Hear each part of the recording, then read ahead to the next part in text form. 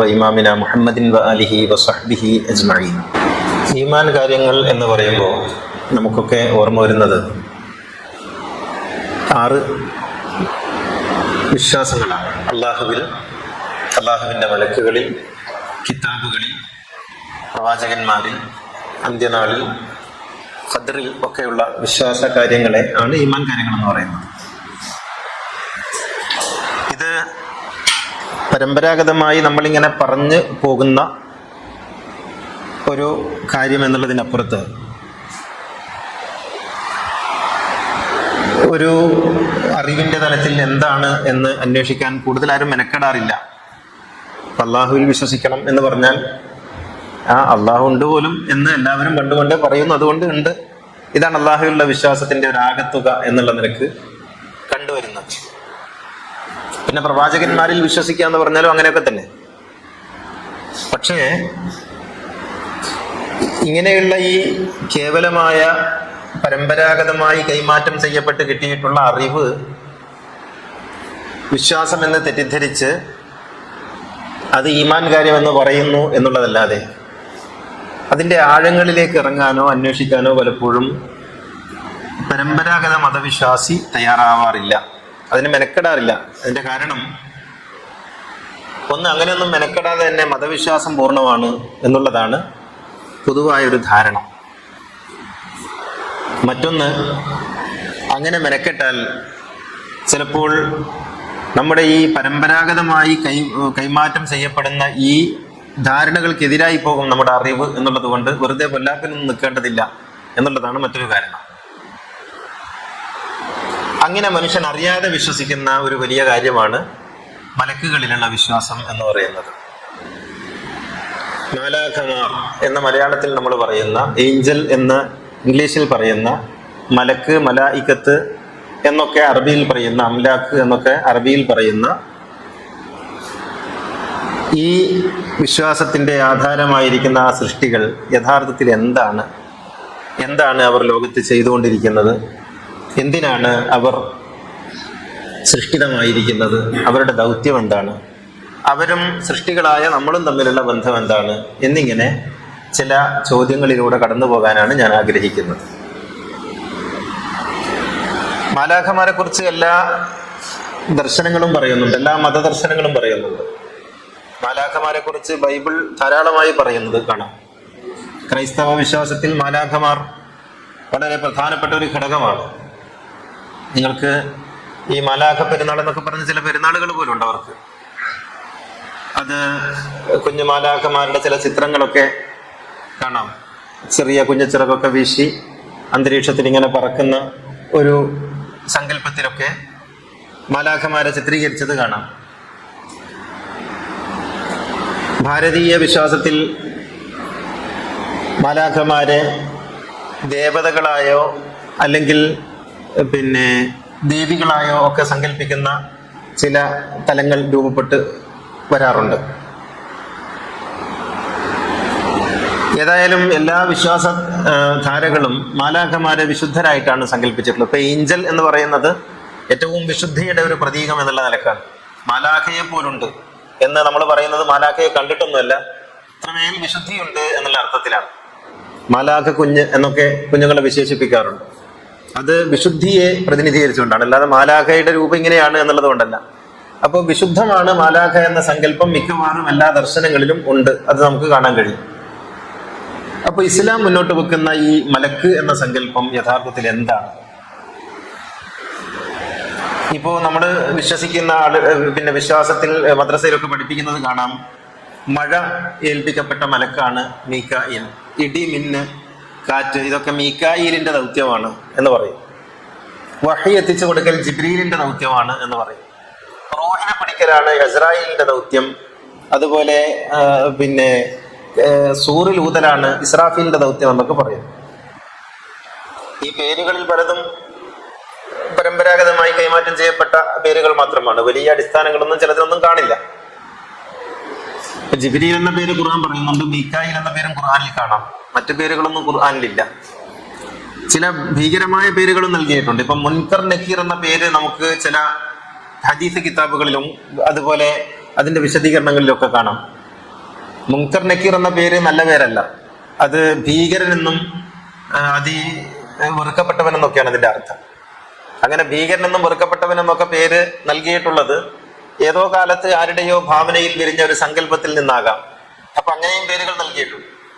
അപ്പൊ ഏതായാലും മാലാഖമാർ വിശുദ്ധരാണ് എന്നതോടൊപ്പം തന്നെ ഇസ്ലാം മാലാഖമാരെ കാണുന്നത് ഈ ലോകത്തിന്റെ ചലനങ്ങൾ സാധ്യമാക്കുന്ന ഊർജത്തിന്റെ വ്യത്യസ്തങ്ങളായ പ്രവാഹങ്ങളായിട്ടാണ്.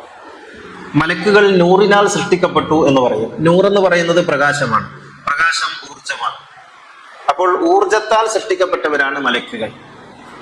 മനുഷ്യൻ മണ്ണിന്റെ സത്തയാൽ സൃഷ്ടിക്കപ്പെട്ടു എന്ന് പറയുമ്പോൾ, അതുപോലെ ജിന്നുകൾ അഗ്നിയാൽ സൃഷ്ടിക്കപ്പെട്ടു എന്ന് പറയുമ്പോൾ, മലക്കുകൾ ഇതിൽ നിന്നൊക്കെ ഭിന്നമായി പ്രകാശം അഥവാ ഊർജത്താലാണ് സൃഷ്ടിക്കപ്പെട്ടിട്ടുള്ളത് എന്ന് പറയും. അപ്പോൾ എല്ലാവരും സൃഷ്ടിക്കപ്പെട്ടത് ഊർജത്താലല്ലേ? ആണ്. ഇവർ ഊർജത്തിന്റെ അധികാരികളായിട്ടാണ് സൃഷ്ടിക്കപ്പെട്ടിരിക്കുന്നത്. പ്രകാശം എന്നത് അങ്ങനെയാണ്. പ്രകാശം എന്ന് പറയുന്നത് നമ്മെ സംബന്ധിച്ചിടത്തോളം നമ്മൾ ഇന്ന് വരെ മനസ്സിലാക്കിയതനുസരിച്ച് ഏറ്റവും വേഗതയിൽ സഞ്ചരിക്കുന്നത് പ്രകാശമാണ്. പ്രകാശവേഗതയ്ക്ക് അപ്പുറത്തേക്ക് സഞ്ചരിക്കുന്ന ഒന്നും ഇന്നേ വരെ നമ്മൾ കണ്ടെത്തിയിട്ടില്ല, നാളെ കണ്ടെത്തിക്കൂടായികയില്ല. അപ്പോൾ പ്രകാശവേഗത എന്ന് പറയുന്നത് ലോകത്തിലെ ഏറ്റവും വലിയ വേഗതയാണ്. ഇപ്പൊ നമ്മളും സൂര്യനും തമ്മിലുള്ള പ്രകാശാകലം 8 മിനിറ്റാണെന്ന് പറയല്ലോ. ഈ 8 മിനിറ്റ് കൊണ്ട് കോടിക്കണക്കിന് മൈൽ അകലെയുള്ള സൂര്യനിൽ നിന്ന് പ്രകാശം ഇവിടെ എത്തുമ്പോൾ ആ പ്രകാശ വേഗതയെ നമുക്ക് അനുമാനിക്കാവുന്നതാണ്. അപ്പോ പ്രകാശം സഞ്ചരിക്കുന്ന വേഗതയിൽ സഞ്ചരിക്കാൻ സാധിക്കുന്ന ഊർജത്തിന്റെ വാഹകരായിട്ടുള്ള ആളുകളാണ് മാലാഖമാർ എന്ന് പറയുന്നത്. ഒരു മാലാഖമാർ നമ്മുടെ മനസ്സിലുള്ള സങ്കല്പം അനുസരിച്ച് ഒരു വ്യക്തി എന്നുള്ള തലത്തിലല്ല. ഇപ്പൊ നമ്മൾ മുഹമ്മദ് നബിക്ക് മുൻപിൽ ജിബ്രീൽ വന്നു എന്ന് പറയുമ്പോൾ നമ്മൾ വിചാരിക്കും മുഹമ്മദ് നബിക്ക് മുമ്പിൽ ഒരാൾ വന്നു നിന്നു, ആ ആള് വന്നിട്ട് മുഹമ്മദ് നബിയോട് ഇഖ്റ എന്ന് പറഞ്ഞു, അപ്പൊ എനിക്ക് അറിയില്ല എന്ന് പറഞ്ഞു. അപ്പൊ ഈ ജിബ്രീൽ ഇങ്ങനെ അണച്ചുകൂട്ടി എന്നൊക്കെ പറയുമ്പോൾ നമ്മൾ അവിടെ ഒരു വ്യക്തി ഉള്ളതായിട്ടാണ് സങ്കല്പിക്കുന്നത്. അതൊരു വ്യക്തിയല്ല. ഈ അണച്ചുകൂട്ടി കെട്ടിപ്പിടിച്ചു എന്നൊക്കെ പറയുന്നത് അത് ഒരു പറച്ചിലാണ്, അല്ലാതെ അവിടെ ഒരു അടച്ചുകൂട്ടലോ കെട്ടിപ്പിടിക്കലോ ഒന്നും ഉണ്ടായിട്ടില്ല. മാത്രമല്ല അത് മറ്റൊന്നിലേക്കുള്ള ഒരു സൂചന കൂടിയാണ്. പഠിപ്പിക്കണമെങ്കിൽ വേദനിപ്പിക്കണം എന്ന ഒരു പഴയകാല അധ്യാപന രീതിയുടെ ഒരു ആദ്യ രൂപം കൂടിയാണ് ഈ ജിബ്രീലിന്റെ കെട്ടിപ്പിടുത്തവും അമർത്തലും വേദനിപ്പിക്കലും ഒക്കെ. അപ്പൊ ജിബ്രീൽ എന്ന് പറയുന്നത് ഒരു വ്യക്തിയായി സങ്കല്പിച്ചുകൊണ്ടാണ് നമ്മുടെ ഹദീസുകളിലൊക്കെ കാണാൻ കഴിയുന്നത്. അതുപോലെ അസ്രായിൽ എന്ന് പറയുന്ന ഒരു വ്യക്തിയായിട്ട് സങ്കല്പിച്ച് അസ്രായിൽ വരും, എന്നിട്ട് മരിക്കുന്ന ആളെ എങ്ങനെ മരിപ്പിക്കും എന്നൊക്കെ പറയുമ്പോൾ ഒരു വ്യക്തിയായിട്ടാണ് നമ്മൾ കാണുന്നത്. ഇതൊരു ഊർജത്തിന്റെ വരവാണ്. അപ്പൊ ജിബ്രീൽ എന്ന് പറയുന്നത്, ഞാൻ കഴിഞ്ഞ ക്ലാസ്സിൽ വേദത്തെക്കുറിച്ച് പറഞ്ഞ ക്ലാസ്സിൽ പറഞ്ഞു, പ്രപഞ്ച മനസ്സും ഈ പ്രവാചക മനസ്സും ഒരേ ആവൃത്തിയിൽ വരുമ്പോൾ ആ പ്രപഞ്ച മനസ്സിൽ നിന്ന് പ്രവാചക മനസ്സിലേക്ക് വരുന്ന ദിവ്യബോധനത്തിന്റെ വെളിപാടിന്റെ ആ ഗതി നിശ്ചയിക്കുന്നത്, ആ ഗതിയെ നിയന്ത്രിക്കുന്നത് ഈ മാലാഖ എന്ന് നമ്മൾ പേരിട്ട് വിളിക്കുന്ന ഈ ഊർജത്തിന്റെ ഒഴുക്കാണ്. അത് കൃത്യമാകുമ്പോൾ വഹി വരുന്നു, അത് പിൻവലിയുമ്പോൾ വഹി നിലയ്ക്കുന്നു. ഇങ്ങനെയാണ് ജിബ്രീലിന്റെ പ്രവർത്തനം എന്ന് പറയുന്നത്. അല്ലാതെ ജിബ്രീൽ അവിടെ നോക്കിയപ്പോൾ നമ്മളൊക്കെ വിചാരിക്കുന്നത് ലൗഹുൽ മഹ്ഫൂദിലെ ഖുർആനൊക്കെ ഇങ്ങനെ എഴുതി വെച്ചിട്ടുണ്ട്. അപ്പൊ ജിബ്രീൽ അത് നോക്കി വായിക്കും. എന്നിട്ട് ജിബ്രീൽ ഇങ്ങനെ പറന്ന് വന്ന് മുഹമ്മദ് നബിയുടെ മുമ്പിൽ വന്ന് മുഹമ്മദ് നബിക്ക് ഓതി കൊടുക്കും. അപ്പൊ മുഹമ്മദ് നബി അത് കേൾക്കും. എന്നിട്ട് മുഹമ്മദ് നബി പറയും. ഇങ്ങനെയാണ് നമ്മൾ വിചാരിക്കുന്നത്. എന്നാൽ ഖുർആൻ അങ്ങനെയൊന്നും അല്ല കേട്ടോ പറയുന്നത്. ഖുർആൻ കൃത്യമായിട്ട് തന്നെ പറയുന്നുണ്ട്. പക്ഷേ ഖുർആൻ പറയുന്നതല്ലല്ലോ നമ്മൾ കേൾക്കുന്നത് മറ്റുള്ളവർ പറയുന്നതാണ്. അതുകൊണ്ട് ഖുർആൻ പറയുന്നത് പലപ്പോഴും നമുക്ക് നമ്മുടെ കേൾവിക്ക് അപ്പുറത്ത്, അല്ലെങ്കിൽ കേൾവിയുടെ ഒക്കെ മറുപുറത്തായി പോകുന്നുണ്ട്. ഖുർആൻ പറയുന്നുണ്ട് നസ്സലഹു അലാ ഖൽബിക ബിഇദ്നില്ലാഹ്. ആ ജിബ്രീൽ വരുന്നത്, ആ മാലാഖ വരുന്നത്, വെളിപാട് വരുന്നത് നിന്റെ മനസ്സിലേക്കാകുന്നു എന്ന് ഖുർആൻ പറയുന്നുണ്ട്. അപ്പോ മലക്കെന്ന് പറയുന്നത് ഒരു വ്യക്തിയല്ല, അത് ഊർജത്തിന്റെ വ്യത്യസ്തങ്ങളായ ഗതികളെ നിയന്ത്രിക്കുന്ന ശക്തികളാകുന്നു എന്നർത്ഥം. ഇത് എന്തിനാണെന്ന് ചോദിച്ചാൽ, ഈ പ്രപഞ്ചം മുഴുവനും ഊർജത്തിന്റെ വ്യത്യസ്തങ്ങളായ ഫോമുകളായിട്ട് നിലനിൽക്കുമ്പോൾ ഇതിനെയെല്ലാം ആ അർത്ഥത്തിൽ കാത്തു സൂക്ഷിക്കുന്ന ഒരു വ്യവസ്ഥ ഉണ്ടാകണം. ആ വ്യവസ്ഥയുടെ കാവൽക്കാരാണ് ഈ പറയപ്പെട്ട ആളുകൾ. അപ്പോൾ ഒരു വ്യവസ്ഥ എന്ന് തന്നെ പറയാം. അപ്പോൾ ഒരു മരമായിരിക്കുന്നത് അതിനെ ചുറ്റിയിരിക്കുന്ന ഊർജം അങ്ങനെ നിലനിൽക്കുന്നത് കൊണ്ടാണ്, വ്യവസ്ഥാപിതമായി നിലനിൽക്കുന്നത് കൊണ്ടാണ്. അപ്പോൾ അതിന്റെ പേരാണ് ഒരു മാലാഖ എന്ന് പറയുന്നത്, മലക്ക് എന്ന് പറയുന്നത്. അപ്പോൾ മഴയായിരിക്കുന്നത് അതിന്റെ ഒരു കൃത്യമായ ഊർജ്ജപ്രവാഹം സാധിക്കുമ്പോഴാണ്. ഇവിടെ നിന്ന് ജലഗണങ്ങൾ നീരാവിയായി മേലോട്ട് പോകുന്നതും, അത് ഘനീഭവിക്കുന്നതും, അത് മേഘമായി തീരുന്നതും, അത് കാറ്റിലൂടെ സഞ്ചരിക്കുന്നതും, അത് പ്രത്യേകമായ ഒരു തലത്തിൽ തണുത്തുറയുന്നതും, അത് വീണ്ടും മഴയായി വെള്ളമായി ഭൂമിയിലേക്ക് പെയ്യുന്നതുമെല്ലാം ഊർജത്തിന്റെ പ്രവർത്തനങ്ങളാലാണ് എന്ന് വരുമ്പോൾ ഈ ഊർജത്തെ നിയന്ത്രിക്കുന്നതിനാണ് മലക്ക്, മാലാഖ, മീകായിൽ എന്നൊക്കെ നമ്മൾ പറയുന്നത്. അത് റൂഹിനെ പിടിക്കുന്നിടത്ത്. റൂഹിനെ പിടിക്കുക എന്ന് പറഞ്ഞാൽ ഒരാൾ മരിക്കുക എന്ന് പറഞ്ഞാൽ ചെറിയ ഊർജമൊന്നും പോരാ. നമ്മുടെ ശരീരത്തിന്റെ സകല കോശങ്ങളും ഒന്നായി അങ്ങ് അടങ്ങണം. നമ്മുടെ ഹൃദയത്തിന്റെ മിടിപ്പ് നിന്നാ പോരാ, നമ്മുടെ രക്തചംക്രമണം നിന്നാ പോരാ, നമ്മുടെ ഓരോ കോശവും അടങ്ങണം. അതിലുള്ള ഊർജങ്ങളൊക്കെ പിൻവലിക്കപ്പെടണം. അപ്പോൾ ഊർജത്തിന്റെ ഒരു വിസ്ഫോടനം അവിടെ സംഭവിക്കുന്നുണ്ട്. ആ ഊർജത്തിന്റെ വിസ്ഫോടനം സംഭവിക്കലാണ് മരണം എന്ന് പറയുന്നത്. ആ ഊർജ വ്യവസ്ഥയെ നിയന്ത്രിക്കുന്ന ഒരു മഹാവ്യവസ്ഥക്കാണ് അസ്രായീൽ എന്ന് പറയുന്നത്. അതൊരു വ്യക്തിയല്ല, അതൊരു വ്യവസ്ഥയാണ്. ഒരു പ്രകാശ വ്യവസ്ഥ എന്നോ ഊർജ വ്യവസ്ഥയെന്നോ ഒക്കെ പറയാവുന്നതാണ്. പക്ഷേ നമ്മൾ എന്തുകൊണ്ടാണ് വ്യക്തി എന്നുള്ള നിലയ്ക്ക് കേൾക്കുന്നതെന്ന് ചോദിച്ചാൽ, അത് സംവദിക്കാൻ ഏറ്റവും എളുപ്പം അങ്ങനെയാണ്. ഒരാളുടെ മുന്നിൽ ഒരാളോട് കാര്യങ്ങൾ പറയുമ്പോൾ മനസ്സിലാകാൻ വ്യക്തി എന്നുള്ള നിലക്ക് പറയലാണ്. ജിബ്രീൽ വന്നു എന്ന് പറയുമ്പോൾ കേൾക്കുന്നയാൾക്കും സുഖം ഒരു വ്യക്തിയായി സങ്കല്പിക്കലാണ്, പറയുന്നയാൾക്കും സുഖം വ്യക്തിയായി സങ്കല്പിക്കലാണ്. അതുകൊണ്ട് ജിബ്രീൽ എന്നാൽ ഒരു വ്യക്തിയാണ് എന്ന ഒരു സങ്കല്പത്തിൽ സംസാരിക്കും, അത്രേ ഉള്ളൂ. പക്ഷേ വ്യക്തിയിൽ നിന്ന് അതൊരു വ്യവസ്ഥ എന്നുള്ള നിലയ്ക്ക് നമ്മൾ മനസ്സിലാക്കുമ്പോഴേ മാലാഖമാരുടെ പ്രവർത്തനങ്ങളെ കുറിച്ച് നമുക്കൊരു രൂപം ഉണ്ടാവുള്ളൂ. ഈ പ്രപഞ്ചം മുഴുവനും വ്യത്യസ്തങ്ങളായ തലങ്ങളിൽ ചലിച്ചുകൊണ്ടിരിക്കുന്നത്, കോടിക്കണക്കിന് നക്ഷത്രങ്ങൾ. ആ നക്ഷത്രത്തിൽ നമ്മുടെ ഒരു നക്ഷത്രമണ്ഡലം, ഒരു ക്ഷീരപഥം. ആ ക്ഷീരപഥത്തിൽ ഒരു സൂര്യൻ, ആ സൂര്യനെ ചുറ്റിക്കറങ്ങുന്ന അനേക ഗോളങ്ങൾ, ആ ഒരു അനേക ഗോളങ്ങളിൽ ഒരു ചെറു നീല ബിന്ദുവായി ഭൂമി. ആ ഭൂമി നിരന്തരം ചലിച്ചുകൊണ്ടിരിക്കുന്നു. ആ ഭൂമിയിൽ അനവധി ജീവജാലങ്ങൾ, അതിലൊരു ജീവിയായ മനുഷ്യൻ. ഇതൊക്കെ ഇങ്ങനെ കൃത്യമായി വ്യവസ്ഥപ്പെടുത്തി വളരെ കൃത്യമായ ഒരു ചലന സിദ്ധാന്തം ഇതിൻ്റെയൊക്കെ പിറകിലുണ്ട്. ഒന്നൊന്നിനോട് വിരോധമില്ലാതെ, ഒന്നൊന്നിനോട് ഏറ്റുമുട്ടാതെ, ഒന്നൊന്നിനെ മറികടക്കാതെ, അതാതിന്റെ ഭ്രമണ പദങ്ങളിൽ കൃത്യമായി കറങ്ങിക്കൊണ്ട് ഓരോന്നും അതിന്റെ ദൗത്യം നിർവഹിക്കുന്നത് ഒരു വ്യവസ്ഥയുടെ അടിസ്ഥാനത്തിലാണ്. ആ വ്യവസ്ഥ ദൈവനിശ്ചിതമാണ്. അതാണ് ഖദ്ദർനാഹു തഖ്ദീറ എന്നൊക്കെ ഖുർആനിൽ പറയുന്നുണ്ടല്ലോ. ഈ വ്യവസ്ഥയുടെ നിശ്ചയത്തെ കുറിച്ചാണ് പറയുന്നത്. ഇപ്പോ വൽഖമറ ഖദ്ദർനാഹു മനാസില ഹത്താ ആദ കൽ ഉർജൂനിൽ ഖദീം വശംസു തജ്രീ ലിമുസ്തഖറിൻ ലഹ എന്നൊക്കെ ഖുർആൻ പറയും. സൂര്യ ചന്ദ്ര ഗോളങ്ങളെ കുറിച്ചും അതിന്റെ ചലനങ്ങളെ കുറിച്ചും വശംസു വൽ ഖമറു ബിഹുസ്ബാൻ എന്നൊക്കെ പറയുമ്പോൾ എല്ലാം ഒരു വ്യവസ്ഥയുടെ അടിസ്ഥാനത്തിലാണ് നീങ്ങുന്നത്. ഇവിടെ മൊത്തം ഒരു ക്രമമുണ്ട്. നമ്മൾ ഒറ്റ നോട്ടത്തിൽ ഒരു ക്രമമില്ലായ്മ നമുക്ക് തോന്നാം, കയോസ് ആയിട്ട് നമുക്ക് തോന്നാം. പക്ഷേ ക്രമമില്ലായ്മയുടെ ഉള്ളിലൊരു ക്രമമുണ്ട്. ഈ പ്രപഞ്ചം മുഴുവനും അങ്ങനെ പരസ്പരം ചങ്ങലയാൽ ബന്ധിതമാണ്. അതുകൊണ്ടാണ് കയോസ് എന്ന സിദ്ധാന്തത്തിന്റെ അടിസ്ഥാനത്തിൽ പറയുന്നത് അമേരിക്കയിൽ ഒരു ചിത്രശലഭം ചിറകടിച്ചാൽ ഏഷ്യയിൽ കൊടുങ്കാറ്റുണ്ടാകും എന്ന് പറയുന്നത് ഈ ഒരു പാരസ്പര്യത്തിന്റെ അടിസ്ഥാനത്തിലാണ്. പ്രപഞ്ചം മുഴുവനും ഇങ്ങനെ ഒരു പരസ്പര ബന്ധനത്തിലാണ് നിലകൊള്ളുന്നത്. എല്ലാം ഒരു ഇന്റർലോക്ക് സിസ്റ്റമാണ് ഈ പ്രപഞ്ചത്തിനാകപ്പാടെ ഉള്ളത്. അതുകൊണ്ട് നമ്മൾ വിചാരിക്കും 7 കോണ്ടിനെന്റ് എന്ന് പറയുന്നത് 7 വ്യത്യസ്ത ലോകങ്ങളാണെന്ന്, ആ വൻകരയിൽ ഉണ്ടാകുന്നത് നമ്മളെ ബാധിക്കില്ലെന്ന്. 7 സമുദ്രം എന്ന് പറയുന്നത് അത് 7 എണ്ണമാണെന്നൊക്കെ നമ്മൾ വിചാരിക്കും.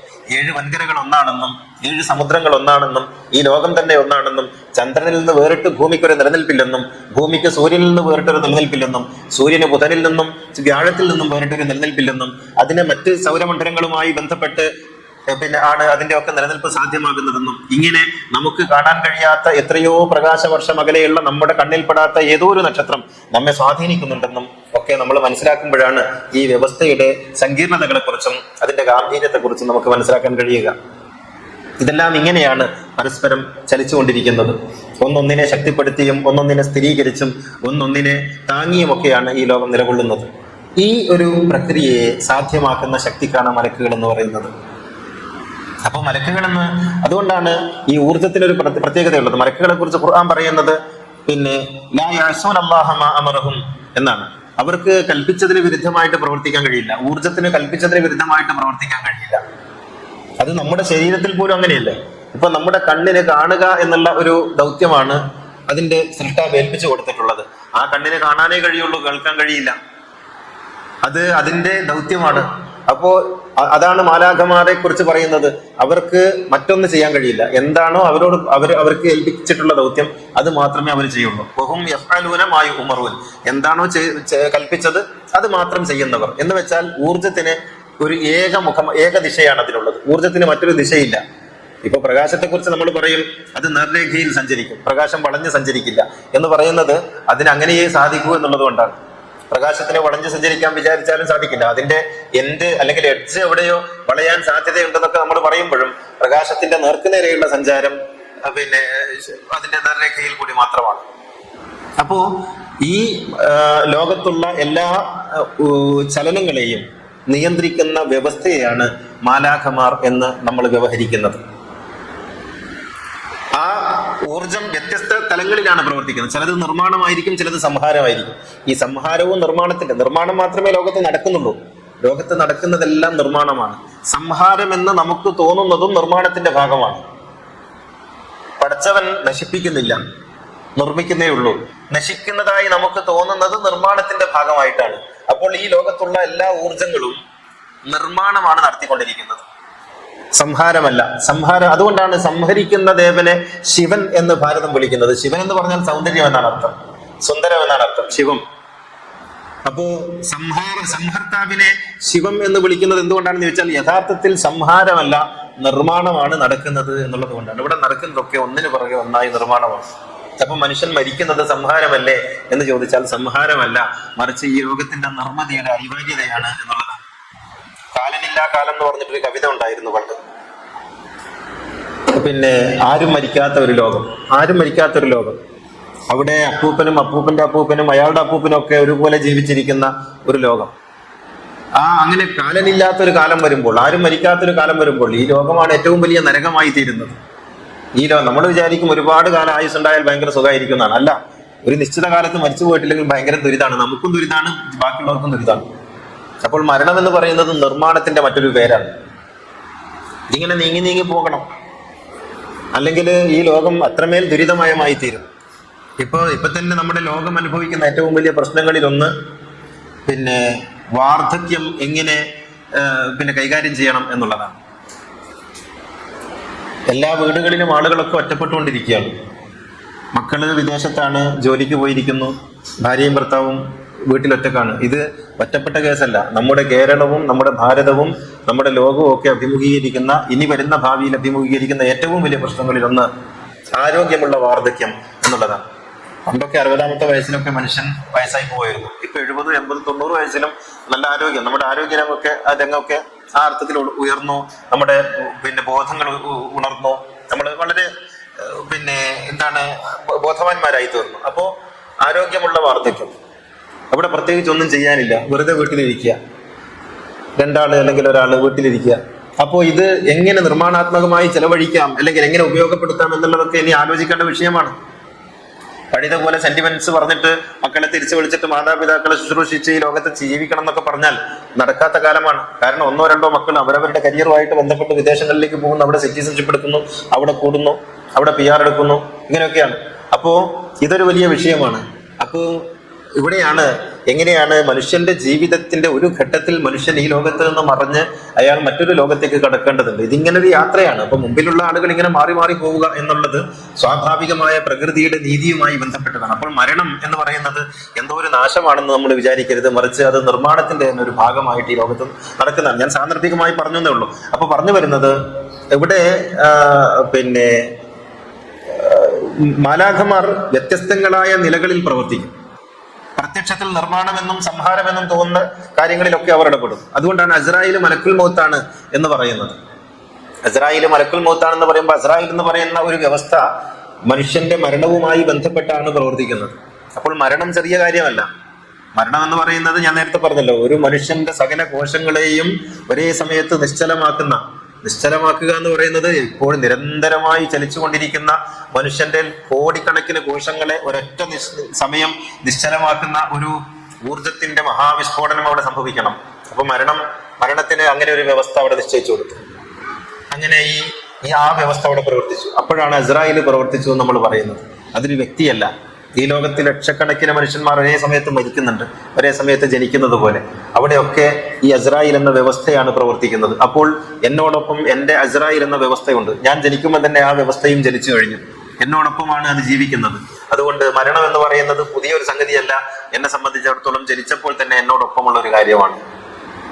അത് എന്നോടൊപ്പം തന്നെ സഞ്ചരിച്ചു കൊണ്ടിരിക്കുന്നുണ്ട്. അപ്പോ ഞാൻ നമ്മുടെ വിഷയത്തിലേക്ക് തന്നെ വരാം. മലക്ക് എന്ന് നമ്മൾ വ്യവഹരിക്കുന്ന ഏതൊരു സംഗതിയും ഒരു വ്യവസ്ഥയുമായി ബന്ധപ്പെട്ട പ്രക്രിയയുടെ നാമമാണ്. എവിടെയാണോ മലക്ക് വഹിയെത്തിക്കുന്ന മലക്ക്, അത് ആ പ്രക്രിയ, ആ ഒരു വ്യവസ്ഥ. മഴ, ഇടി, മിന്നുകാറ്റ്, ആ ഒരു വ്യവസ്ഥ, ഇങ്ങനെയെല്ലാം. അപ്പോ ഓരോ മനുഷ്യനും നിരവധി മലക്കുകൾ, ആയിരക്കണക്കിന് മലക്കുകളുണ്ട്. അത് പേഴ്സൺ എന്നുള്ള നിലക്കല്ല, മറിച്ച് വ്യവസ്ഥകളുണ്ട്. നമ്മൾ ഈ ലോകത്ത് ജീവിക്കുമ്പോൾ ഞാൻ എൻ്റെ ഒരു കാല് പൊക്കുന്നുണ്ടെങ്കിൽ ആ കാല് പൊക്കുന്നതിന്റെ പിന്നിൽ ഒരു സങ്കീർണമായ വ്യവസ്ഥയുണ്ട്. അതെന്റെ ശരീരവുമായി ബന്ധപ്പെട്ടതാണ്, എൻ്റെ ശരീരത്തിലെ തലച്ചോറുമായി ബന്ധപ്പെട്ടതാണ്, കാലുമായി ബന്ധപ്പെട്ടതാണ്, നാഡിഞരമ്പുകളുമായി ബന്ധപ്പെട്ടതാണ്, രക്തചംക്രമണവുമായി ബന്ധപ്പെട്ടതാണ്, എൻ്റെ ബോധാബോധവുമായി ബന്ധപ്പെട്ടതാണ്. ഇങ്ങനെ അനേക കാര്യങ്ങൾ പ്രവർത്തിക്കുമ്പോഴാണ് എനിക്ക് എൻ്റെ കാല് പൊക്കാൻ സാധിക്കുന്നത്. എൻ്റെ ഈ കൈവിരൽ ഉയർത്തണമെങ്കിൽ ഈ കൈവിരൽ ഉയർത്തുന്നതിന്റെ പിന്നിൽ പ്രവർത്തിക്കുന്ന ഒരു അനേകായിരം വ്യവസ്ഥയുണ്ട്. അപ്പോൾ ഞാൻ എന്ന് പറയുന്ന ഒരു വ്യക്തി ഈ ലോകത്ത് ഒരു നിമിഷം ജീവിക്കാൻ അനേകായിരം വ്യവസ്ഥ പ്രവർത്തിക്കണം. അങ്ങനെ പ്രവർത്തിക്കുമ്പോൾ ആ വ്യവസ്ഥയൊക്കെ നിയന്ത്രിക്കുന്ന ഘടകങ്ങളാണ് മലക്കെന്ന് പറയുന്നത്. അപ്പോൾ മലക്കുകളിൽ നിന്ന് ഭിന്നമായി വേറിട്ട് നമുക്ക് ജീവിക്കാൻ കഴിയില്ല. നമ്മുടെ ജീവിതത്തെ ആമൂലം സമഗ്രമായി നമ്മുടെ ജീവിതത്തെ മാലാഖമാർ ഗ്രസിച്ചു നിൽക്കുന്നു എന്നർത്ഥം. ഇങ്ങനെ വരുമ്പോൾ മലക്കുകൾ നമ്മുടെ അടുത്ത കൂട്ടുകാരാണ് എന്ന് നമുക്ക് പറയേണ്ടതായിട്ട് വരും. അപ്പൊ മലക്കുകൾ സംസാരിച്ചു എന്നൊക്കെ പറയുന്നുണ്ടല്ലോ, ഇതായിരിക്കും നമ്മുടെ അടുത്ത ചോദ്യം. മലക്കുകൾ സംസാരിച്ചു എന്നൊക്കെ പറയുന്നുണ്ടല്ലോ.